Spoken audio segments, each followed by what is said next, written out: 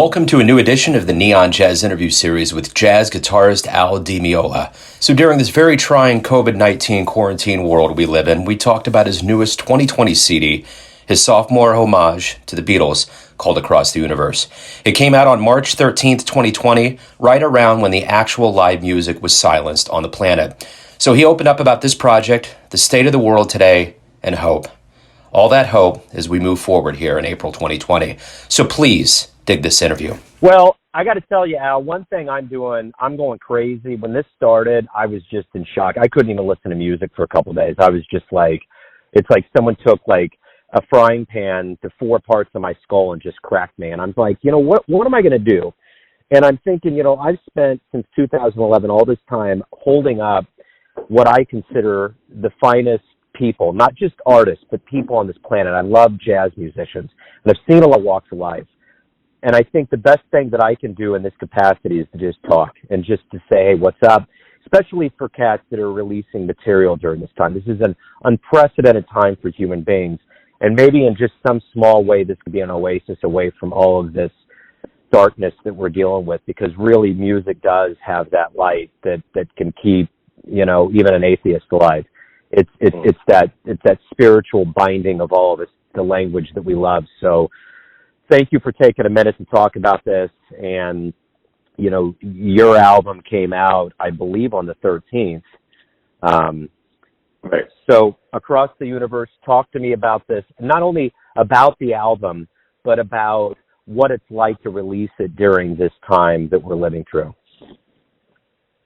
Well, of course, we never knew that, the timing would be virtually on the day that, the world got informed that, this is super serious.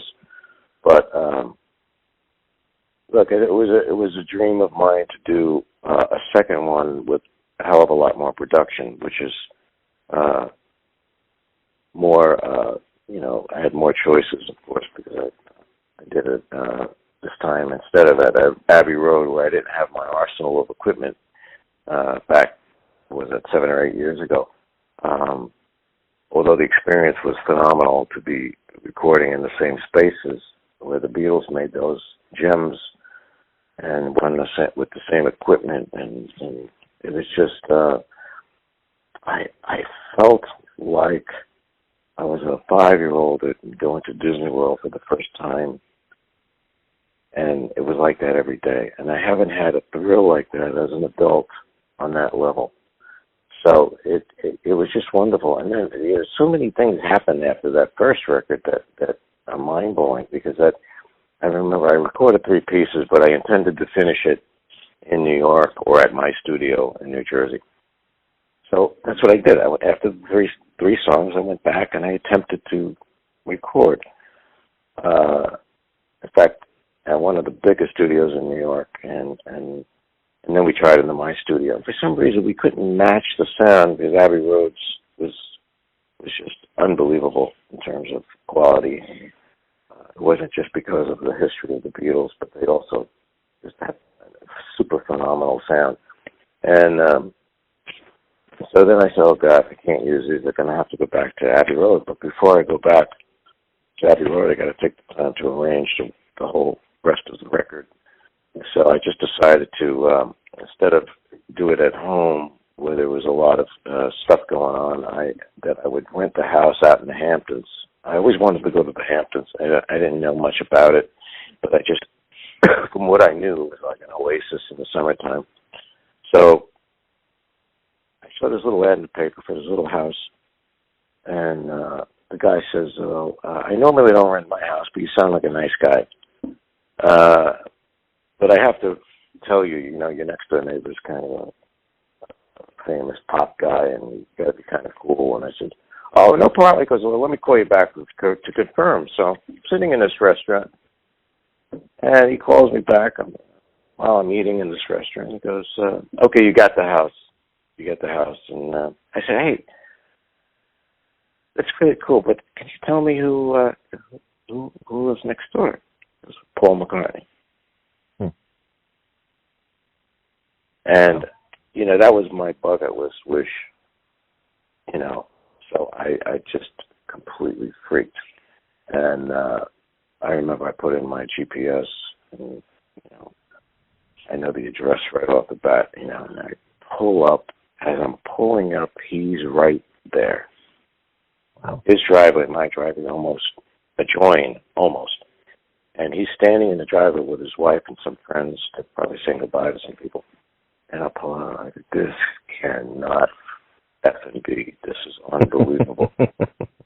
Unbelievable. I'm going out here to arrange this guy's songs, and he's my next door neighbor. Wow. So I met him, of course, 2 or 3 times while I was there, and it was the nicest guy, by himself, pulling in and out of the driveway, nobody with him, rolls the window down, shake my hand, we talked for a while, several times, and not once did I say who I was. Wow. And I don't know why. I think it was because I didn't want to embarrass myself in case he didn't know. Yeah.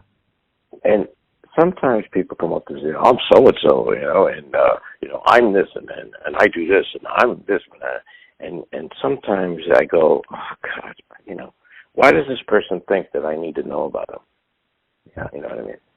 So I would have felt way better if he was with somebody and that somebody recognized who I was or knew who I was and said, "Oh, this is the guitar player, Al Meola," and that would have been a better way, right? Yeah. So, but he was absolutely nice anyway.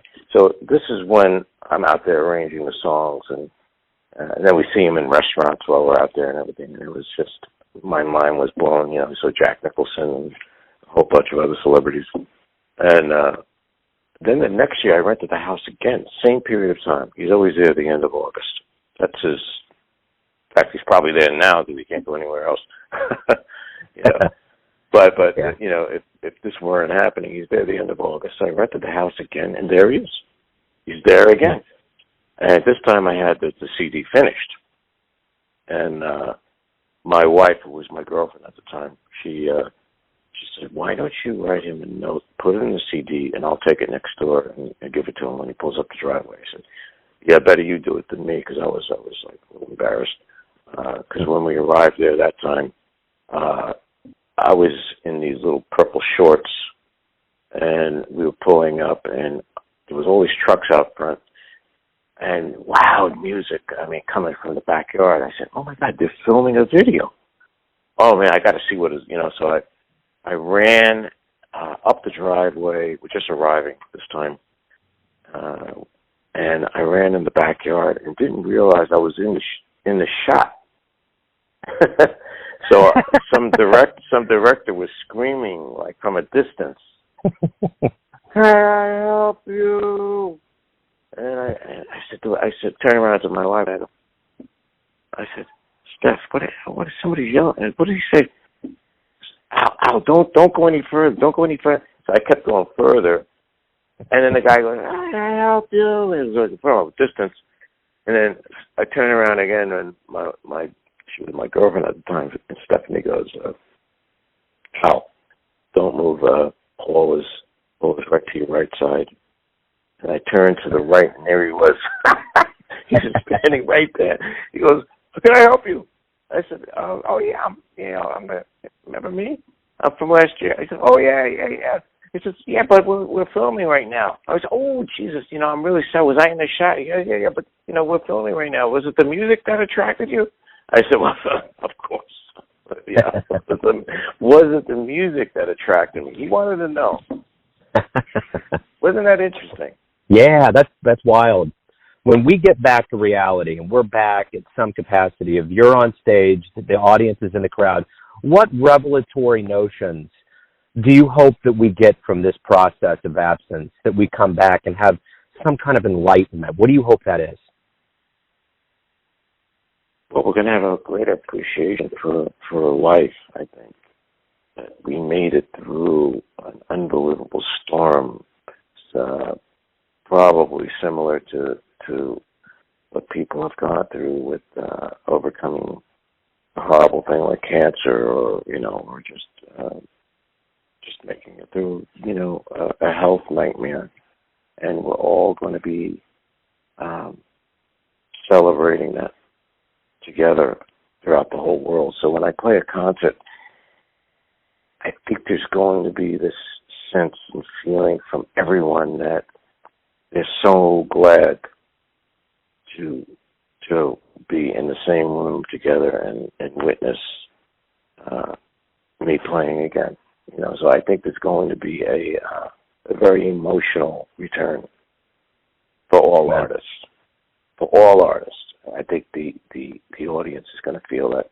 What I hope is that we overcome the fear of being together, because this whole distancing thing is, and not being able to hug someone or shake their hands is the thing that they're talking about all the time. And what an awful thing. You can't, kiss or shake or hug, and fear that if you're in a club sitting at a table with, within 12 inches away from somebody, it's, God forbid somebody sneezes or coughs. Holy Christ. Yeah. Will we ever get over that fear, or does everyone have to, for a very long amount of years, wear face masks? This is going to be crazy. All we have is hope, man. The only thing we can do is take that's what I did. I wrote a song called Hope, and Beautiful. I debuted it on a stream last Saturday. And amongst some other pieces that we played, and I say we because I'm here with my keyboardist from Spain. He didn't go back because it's a mess in Madrid, Yeah. So we're here in the house, and we're being a little bit productive, and yeah, man. Let's hope for the best. Jesus. Without a doubt. Beautiful. Hey, Al, thank you, man, for your time today. Good luck with everything, and thank you for all the music. Thank you for playing it, man. Appreciate it. Take care, man. Thanks for listening and tuning in to another Neon Jazz interview, where we give you a bit of insight into the finest cats in New York City, Kansas City, and spots all over the globe, giving fans all that jazz. And thanks to Al for his time, his honesty, and all of that music throughout all the years. If you want to hear more interviews, go to Famous Interviews with Joe Domino on the iTunes Store. Visit neonjazz at youtube.com, and for everything Neon Jazz all the time, go to the neonjazz.blogspot.com. And whatever you do, support the arts. They're keeping us going here in this quarantine COVID-19 world we live in. And until next time, enjoy the jazz, my friends.